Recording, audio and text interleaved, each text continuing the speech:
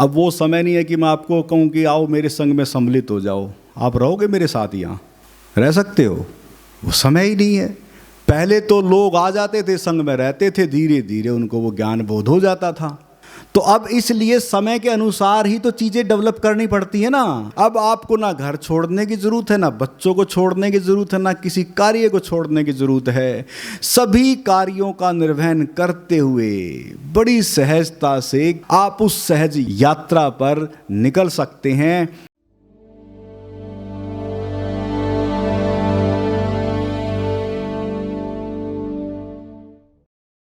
पहले सत्र में समझ आ गई बात कि अगर उस अवतरण को अपने जीवन में घटित करना है तो अहंकार की विदाई, और जैसे ही अहंकार की विदाई होगी तो जीवन में मैत्री, और मैत्री ज्ञान का प्रतीक है, मैत्री अनुभव का प्रतीक है। और जिसके चित्त में अहंकार जब ना रहे तो आप थोड़ा देखें कि उसका जीवन मैत्रीपूर्ण हो जाएगा। इसलिए भगवान बुद्ध को कल्याण मित्र भी कहा गया।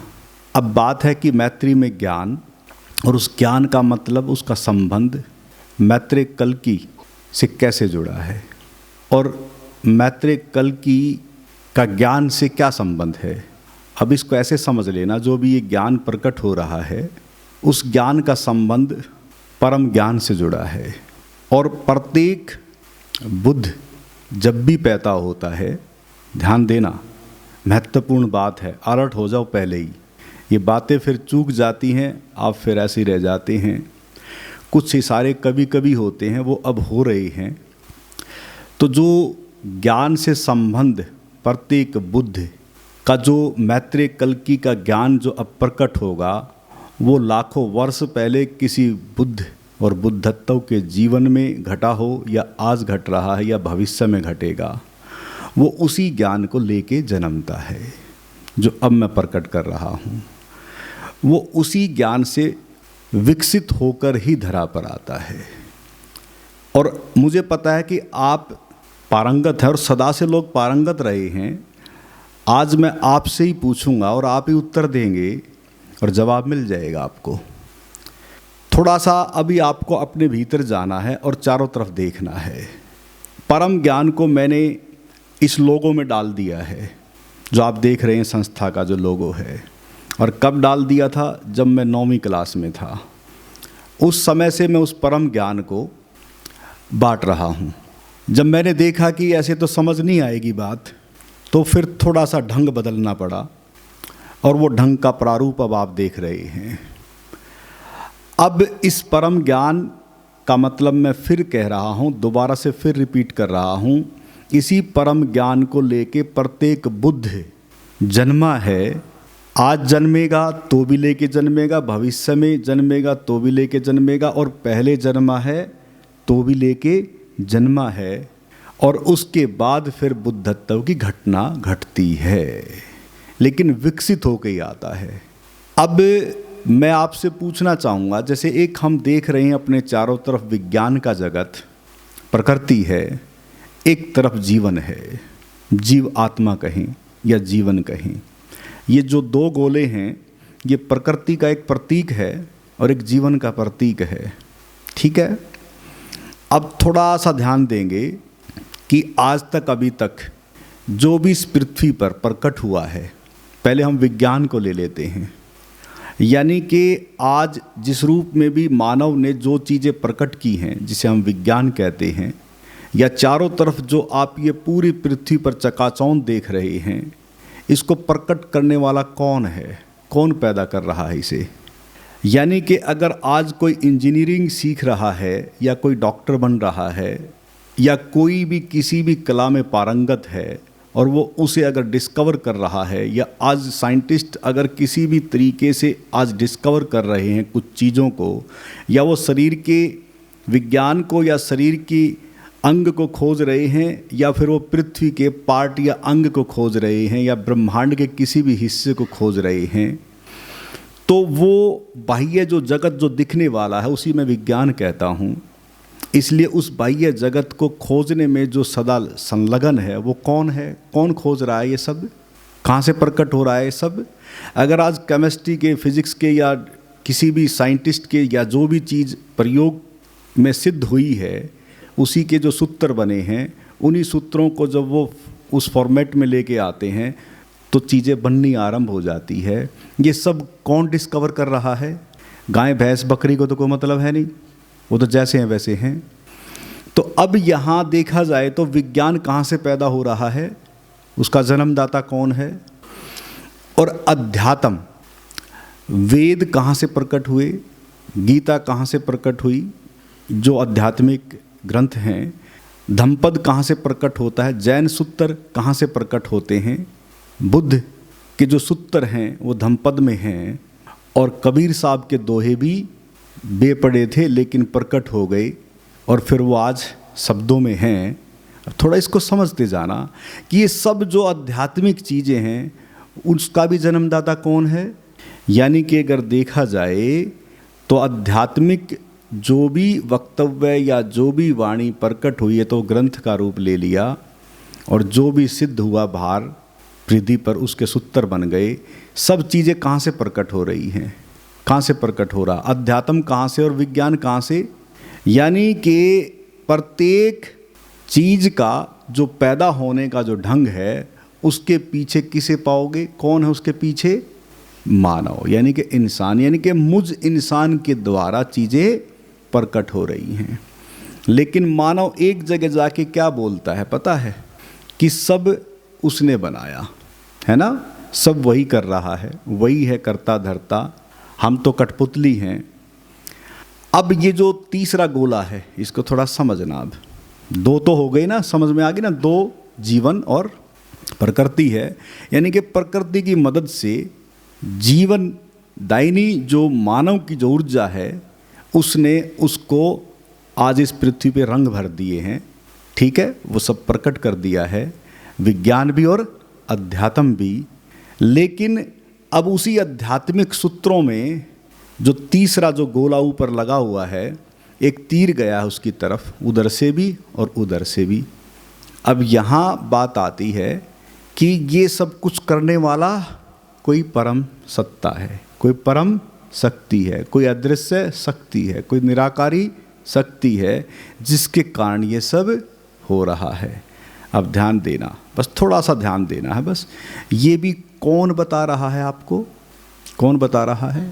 अच्छा, मानव बता रहा है आत्मा के विषय में, मानव बता रहा है परमात्मा के विषय में, और मानव बता रहा है कि ऐसा ऐसा है परमात्मा। ऐसे ही तो होगा ना।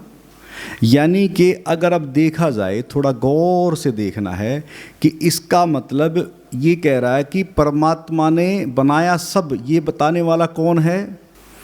तो इसका मतलब परमात्मा को बनाया किसने? भाई परमात्मा की व्याख्या करने वाला कौन?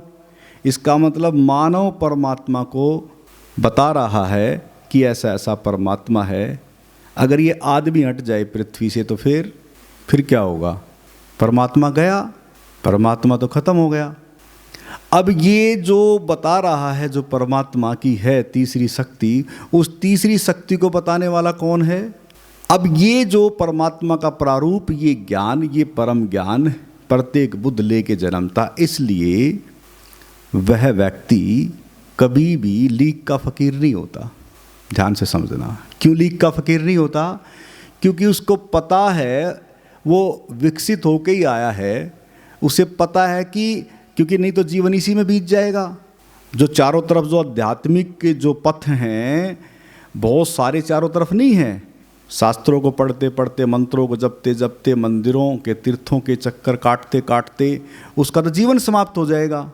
इसलिए वो विकसित ही होके आता, उसको पता है कि ये सब चीज़ें और इन सब चीज़ों के पीछे कोई विज्ञान है, उसको पता होता है। इसलिए वो उन चक्रों में तो पड़ता ही नहीं। वो फिर बताने की कोशिश करता है कि जिस तीसरी शक्ति को तुम समझे बैठे हो, तीसरी शक्ति, वो तीसरी शक्ति को बताने वाला कौन है? कौन बता रहा है? और वो कब बता रहा है?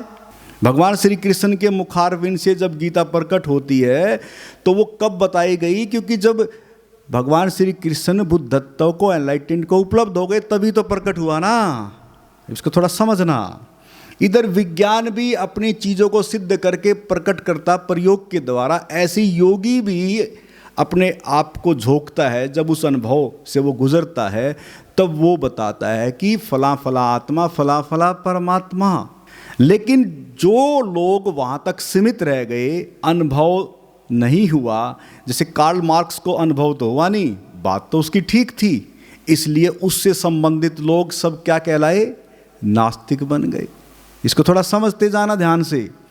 अब बुद्ध की उस गहराई तक तो लोग गए नहीं, क्योंकि बुद्ध को तो अनुभव हो चुका था। उन्होंने कहा कि अगर मैं ज़्यादा इसके बारे में बातचीत करता रहूँगा तो लोग हो सकता है कि ना भी खोजें। उन्होंने कहा कि अगर आत्मा और परमात्मा की बात कर रहे हो तो मेरे से बात करने की ज़रूरत नहीं है, उसको खोजो, मैं नहीं बात करता इस विषय पर, खोजो। लेकिन आज वो समय नहीं है कि मैं कहूँ कि आत्मा और परमात्मा की बात मत करो, खोजो। कहाँ समय आपके पास। और मैं ये कहता हूँ कि अगर आत्मा परमात्मा की आज मुझे बात करनी पड़ रही है, मैं कहता हूँ कि उस आत्मा परमात्मा को आप सहज योग द्वारा भी उसे आप जान सकते हैं, उसे अनुभव कर सकते हैं। इसलिए परम ज्ञान पार्ट 1 और 2 निर्मित किया आप सबके लिए। जो ये एक दिवसीय जो कार्यक्रम चल रहा है, ये कार्यक्रम आपको बस इसलिए कि इसमें से कितने जिज्ञासु, कितने प्यासे हैं और कितने लोग उस परम ज्ञान में प्रवेश करना चाहते हैं, इसलिए समझ के द्वारा इतनी समझ तो आ गई कि हाँ बात तो बिल्कुल ठीक है, अल्टीमेट घूम के लौटना तो मुझे अपने ऊपर ही पड़ेगा। और जो आध्यात्मिक जो द्वंद्व हैं जिस रूप में भी हैं, वो सब चीज़ें छोड़ के कहाँ लौटना पड़ेगा, कहाँ लौटना पड़ेगा, अपने पास। क्यों लौटना पड़ेगा, किस लिए लौटना पड़ेगा, क्योंकि जो अनुभव हुआ है जिस भी बुद्ध पुरुष को, तब जाके वो कहता कि हाँ उसके द्वारा ही मेरा अस्तित्व है, उसके द्वारा ही मेरा मन है, उसके द्वारा ही मेरे भाव हैं, उसके द्वारा ही मेरे संकल्प हैं, उसके द्वारा ही मेरी सारी कोशिकाएं हैं, पूरा शरीर उसी का है और उसी के द्वारा ये नक्षत्र चांद तारे हैं। लेकिन कब, ये तो आप पढ़ रहे हैं सारी जगह, मैं भी बोल रहा हूँ, आप भी दोहराते रहेंगे, इससे क्या होगा। अगर सही में आपको उस परम ज्ञान का अनुभव करना है तो आपको ऐसे सद्मार्ग पे, ऐसे पथ मार्ग पे चलना पड़ेगा, पहली चीज़। और जैसे ही आप आगे बढ़ेंगे तो आप अपने आप ही, आपका अंतर्चक्षु, आपका ज्ञान उस अनुभव से जुड़ जाएगा। वो मान्यता पर नहीं, वो मान्यता पर आधारित नहीं रहेगा। वो कोई ना तो कार्ल मार्क्स की तरह वो ये कहेगा कि नास्तिकता है ये, ना तो उसके चुंगल में फंसेगा, ना वो मान्यतावादी कि जो भीड़ चल रही है, जो लीग की फकीरी चल रही है, ना वो उसका मोहताज रहेगा। वो उससे भी बचेगा और उससे ही बचेगा, और वो तब जाके उस ओर बढ़ेगा। और जब वो उस अनुभव से जब गुजरेगा, इसलिए देखो ना कमाल है, 3 दिन का पार्ट 1 है और 3 दिन का पार्ट 2 है। थे तो ये 6-6 दिन के, लेकिन फिर भी मैंने देखा कि लोग जो है ना, समय नहीं है इतना, कमाल है। फिर भी ख्याल रखना पड़ता आप लोगों का कि और इसे थोड़ा सा समय की अवस्थाओं को, स्थितियों को देखते हुए उनको 3-3 दिन के कार्यक्रमों में डालना पड़ा। इसलिए अगर आपको उस परम ज्ञान के अनुभव से गुजरना, उस अनुभूति से गुजरना है, तो आपको उन कार्यक्रमों में जब भाग लेंगे, अब वो समय नहीं है कि मैं आपको कहूँ कि आओ मेरे संग में सम्मिलित हो जाओ, आप रहोगे मेरे साथ, यहाँ रह सकते हो, वो समय ही नहीं है। पहले तो लोग आ जाते थे, संग में रहते थे, धीरे धीरे उनको वो ज्ञान बोध हो जाता था। तो अब इसलिए समय के अनुसार ही तो चीज़ें डेवलप करनी पड़ती है ना। अब वो डेवलप हो रही है, वो डेवलप हम कर रहे हैं। अब आपको ना घर छोड़ने की ज़रूरत है, ना बच्चों को छोड़ने की ज़रूरत है, ना किसी कार्य को छोड़ने की ज़रूरत है। सभी कार्यों का निर्वहन करते हुए बड़ी सहजता से केवल थोड़ा सा समय अपने जीवन से निकाल कर आप उस सहज योग, उस सहज यात्रा पर निकल सकते हैं। और रही बात एनलाइटेंड की, बुद्धत्व की, कोई नहीं, मत घटने दो। जो वो सहज है वो ऐसा है कि आपको वो सूत्र हाथ लग जाएगा जिसे कहते हैं निर्वाण, मुक्ति और मोक्ष का सूत्र। और जब वो सूत्र आपके हाथ लगेगा तो उसी सूत्र के साथ आप जागे हुए इस पृथ्वी से विदा लेंगे। और जब जागे हुए जाएंगे तो आप, मुझे पता है, करुणा है, प्रेम है, आपके भीतर मैत्री उदय हो जाएगी और उसी कारण फिर आप जागे हुए आएंगे। और जब जागे हुए आएंगे तो केवल आपको यही कार्य करना होगा जो अब हो रहा है, जो यहाँ से हो रहा है। इसलिए आपको उस सूत्र को जानना ही चाहिए। अब मैं ये नहीं कहूँगा कि अरे समय हो तो आ जाना, आज मैं फिर कह रहा हूँ, आपको जानना ही है। इस जन्म में जाने या अनंत अनंत जन्म लग जाएं, पहुँचना वहीं पड़ेगा। अब जागे तब सवेरा, नहीं तो कोई नहीं। जब आप जागे तब सवेरा, जागना पड़ेगा। वो आपको देखना है कि अब जागना कि नहीं जागना। इसलिए परम ज्ञान, वो ज्ञान जो शब्दों में न रहकर क्या है, वो अनुभूति से संबंधित वह ज्ञान है, और तब आप परम जीवन में प्रवेश कर जाते हैं। जैसे ही आपको उसका बोध होगा तो मैत्रेय कल की जो आपके जीवन में जो घटना है वो घट जाएगी। इसलिए मैत्रेय कल की कोई ये ना समझना कि कोई आएगा, पैदा होगा, या बुद्ध वाले लोग, बुद्धिज़्म वाले लोग या और लोग इंतज़ार में हैं कि फिर वैसे ही आएगा। अच्छा, आप एक चीज़ बताएं, कभी आज तक प्रकृति ने कोई रिपीट किया है कुछ? एक नियम है प्रकृति का, उस नियम को कोई तोड़ सकता है? वो तो ऐसे ही रहेगा। इसलिए अब बौद्धिस्ट जितने भी हैं वो कहते हैं कि तूषित स्वर्ग में जो है बुद्ध वास कर रहे हैं, और वो कभी ना कभी जो है ना किसी के शरीर में प्रवेश करेंगे। अरे भाई कमाल है, क्या ज़रूरत है किसी शरीर में प्रवेश करने की? क्या वो वैसे नहीं आ सकते जैसे और दुनिया आती है? क्या वैसे जन्म नहीं ले लेंगे वो जैसे आते हैं? और इतना मुझे पता है कि ऐसे जब वो जन्म लेंगे तो वो उसका जीवन वैसा ही थोड़ी ना होगा जैसे पहले उसके उस हिसाब से जीवन रहा है। अरे सब बदलता है। और बुद्ध जैसा व्यक्ति जो उपलब्ध हो गया वो कहता है कि प्रकृति परिवर्तनशील है। वो खुद कह रहा है कि सब चीज़ें परिवर्तनशील है। शरीर आपका बदलता है कि नहीं बदलता है? पूरी प्रकृति बदलती है कि नहीं बदलती है? मन का रूपांतरण होता है कि नहीं होता है? आपके चित्त का रूपांतरण होता है कि नहीं होता है? सब बदल रहा है। लेकिन उस बदलती दुनिया में, उस बदलती प्रकृति में एक ऐसा है आपके भीतर के अंदर जो कभी नहीं बदलता। वही अपरिवर्तनीय अवस्था को आपको खोजना है जो कभी नहीं बदलता। इसलिए बाहर की प्रीति सदा बदलती रही है, लेकिन आपकी वो स्थिति कभी नहीं बदलती। वो आज भी वही है, आगे भी वही रहेगी, पहले भी वही थी। जो मैंने कहा कि ये परम जीवन कभी नहीं बदलता, जो मेन सेंटर है वो कभी नहीं बदलता। इसलिए उस परम जीवन में ही लौटना है। और वो जो परम जीवन से आप अब भी जुड़े हैं, ध्यान देना, और जन्म और मृत्यु के जीवन से भी आप जुड़े हैं।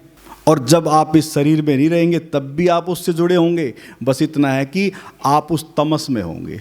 कौन सी प्रकृति में होंगे? तमस प्रकृति में होंगे। आप जागे हुए नहीं होंगे। बेहोशी और मूर्छा के कारण आप विदा ले लेंगे। यही फर्क है बस। अब आपको उस तमस प्रकृति में, बेहोशी में विदा लेनी है कि आपको जागे हुए उस रजस प्रकृति में जाना है, या फिर उस सात्विक और सतो प्रकृति को उपलब्ध होना है। बस यही भेद है, यही फर्क है। इसलिए साथियों, मित्रों, अब जो ध्यान है वो बहुत महत्वपूर्ण ध्यान है। अभी आपने ध्यान किया, आप चले सांसारिक मैत्री से, लौकिक मैत्री से धीरे धीरे स्वकेंद्रित, यानी कि अपनी मैत्री, स्वयं की मैत्री, जो 5 तत्व जिससे आपका बहुत गहरा संबंध है, उससे मैत्री, और फिर धीरे धीरे धीरे धीरे जिसके कारण ये 5 तत्व हैं, जिसके कारण शरीर है, जिसके कारण श्वास है, जिसके कारण मन है, उस केंद्र तक की एक यात्रा करने की कोशिश, एक प्रयास। और अब मैं कहूँगा कि बुद्ध और बुद्धत्व के बाद तो वो कल्याण मित्र होता ही है। लेकिन अगर आपको सही में, जो कभी बुद्ध ने कहा था कि मैं मैत्रेय के रूप में आऊँगा, उस घटना से संबंध जुड़ा उस मैत्रेय का। अब यहाँ तो घटना घट गई, और मैं चाहता हूँ कि आपके जीवन भी वह मैत्रेय कल की घटना घट जाए। घटाना चाहोगे? सब चाहते हैं। कितने चाहते हैं?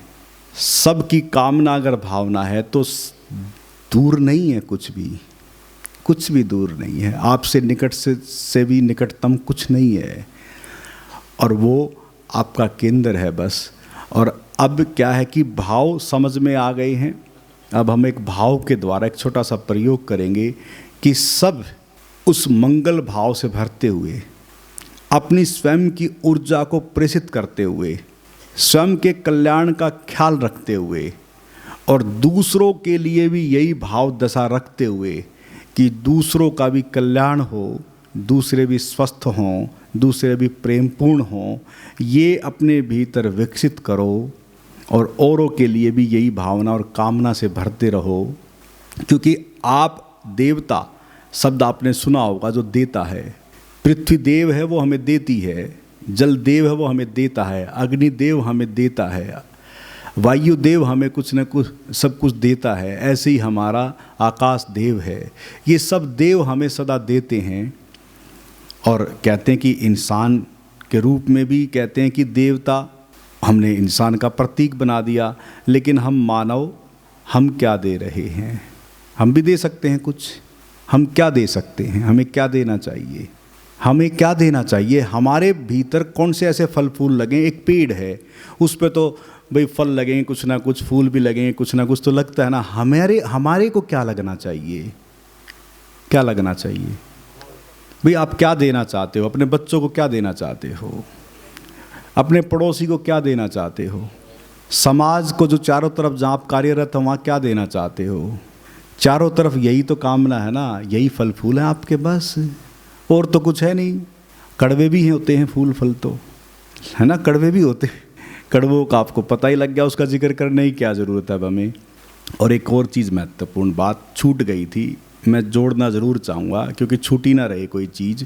मैंने जिक्र किया भगवान का, बुद्ध का, कबीर का, मैंने जिक्र किया और संतों का, और जो जिनका जिक्र भी नहीं आया है, समझ लो कि आपको जो पता है उनका। अब एक चीज़ का ध्यान रखना है कि जब कृष्ण थे तो क्रिश्चनिटी नहीं थी, जब बुद्ध थे तो बुद्धिज़्म नहीं था। ये सब बाद में चीज़ें पनपती हैं।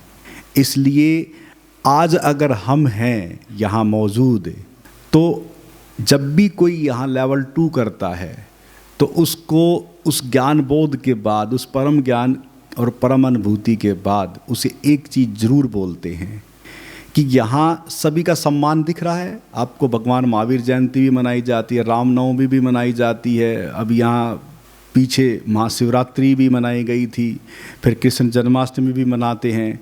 यहाँ किसी तरह का कोई भेदभाव ही नहीं है, ना हमें किसी से वैर है, ना किसी को हम ये कहते हैं कि ऐसा है ऐसा। लेकिन हम उनको एक सार्थक और विज्ञान के तौर पे आपके सम्मुख रखते हैं कि आप समझ जाएं कि उनके पीछे का विज्ञान क्या है, उनके बुद्धत्व के पीछे क्या चीज़ छुपी हुई है।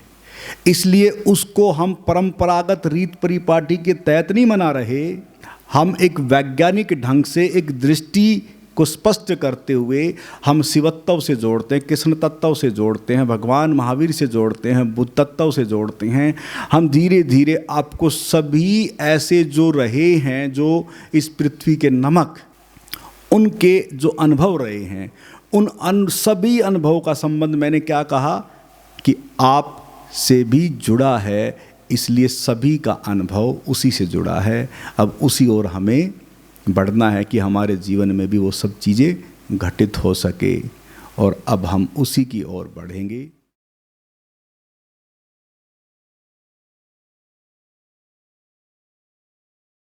और वीडियोस देखने के लिए YouTube पर सर्च करें आनंदमय जीवन धारा। चैनल को सब्सक्राइब करें और आप अन्य वीडियोस देख सकते हैं।